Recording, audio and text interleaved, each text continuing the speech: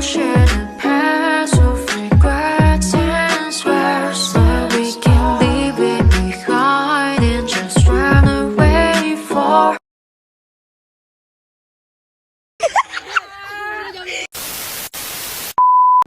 Assalamualaikum warahmatullahi wabarakatuh.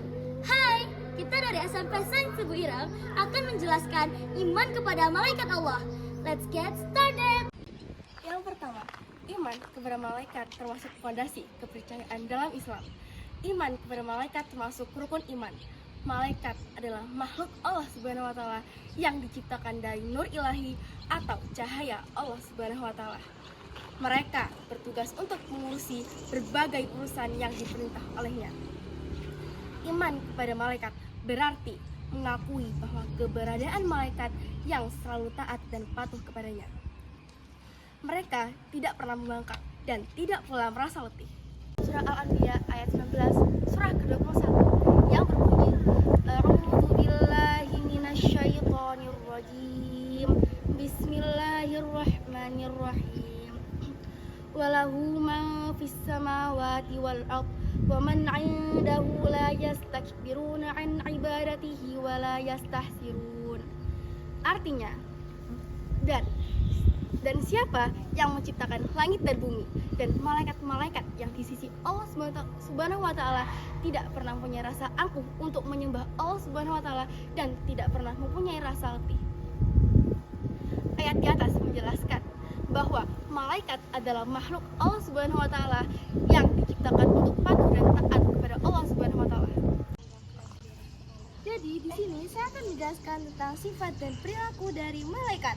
Yang pertama, malaikat selalu beriman dan bertakwa kepada Allah Subhanahu wa taala. Yang kedua, malaikat bisa berubah wujud atau menyamar jadi apapun. Yang ketiga, malaikat tidak berjenis kelamin.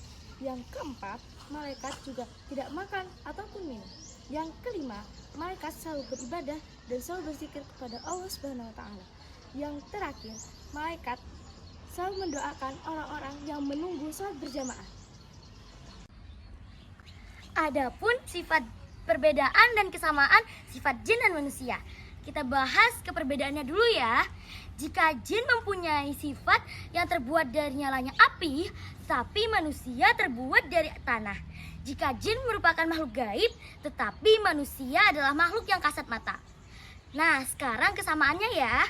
Nah, kesamaan jin dan manusia adalah dua makhluk yang Allah ciptakan itu sama-sama memiliki hawa nafsu, sama-sama makan dan minum, dan mereka berdua mempunyai sifat ada yang durhaka dan ada yang taat kepada Allah.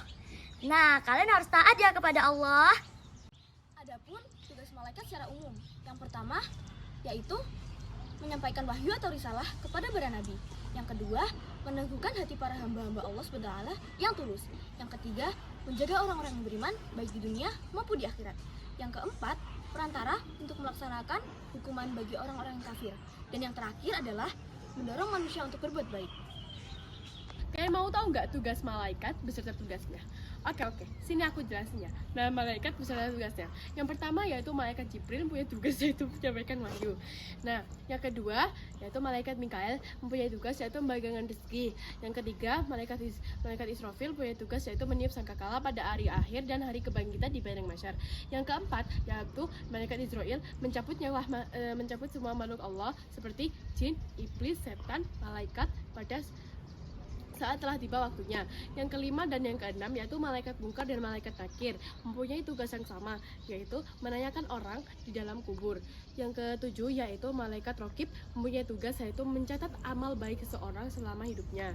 Yaitu yang ke-8 yaitu malaikat atid mempunyai tugas yaitu sebagai mencatat amal buruk manusia selama hidupnya.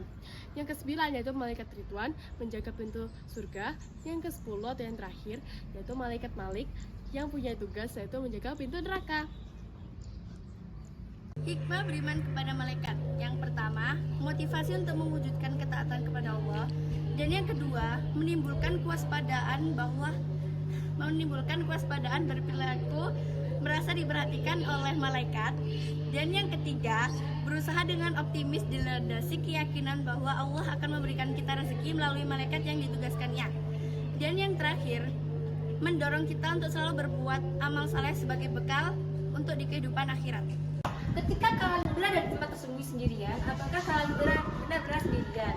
Apakah benar-benar tidak ada yang mengawasi dan melihat kalian?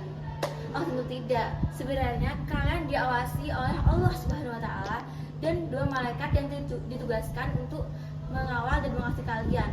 Siapakah mereka? Yaitu Raqib dan Atid. Raqib ditugaskan untuk mencatat amal baik, sedangkan malaikat Atid ditugaskan untuk mencatat amal buruk. Nah, makanya kita harus melakukan yang baik-baik di dunia ini. Harus berhati-hati apakah kita melakukan sesuatu yang salah atau benar adanya. Itu. Yang terakhir, contoh perilaku yang menumbuhkan karakter positif sehingga tertanam dorongan untuk beramal baik dan menjauhi amal yang buruk. Selalu memohon hidayah kepada Allah Subhanahu wa taala dan bersyukur dengan cara berbagi ilmu dengan orang lain. Selalu memohon kepada Allah Subhanahu wa taala agar dimasukkan surga secara aman. Selalu memohon kepada Allah Subhanahu wa taala agar dihindarkan dari siksa api neraka. Selalu memohon kepada Allah Subhanahu wa taala agar diringankan siksa kuburnya. Mempersiapkan diri untuk menghadapi kematian, mewujudkan niat dan perbuatan baik, dan yang terakhir menjauhi niat buruk, perbuatan jelek, dan perkataan kotor.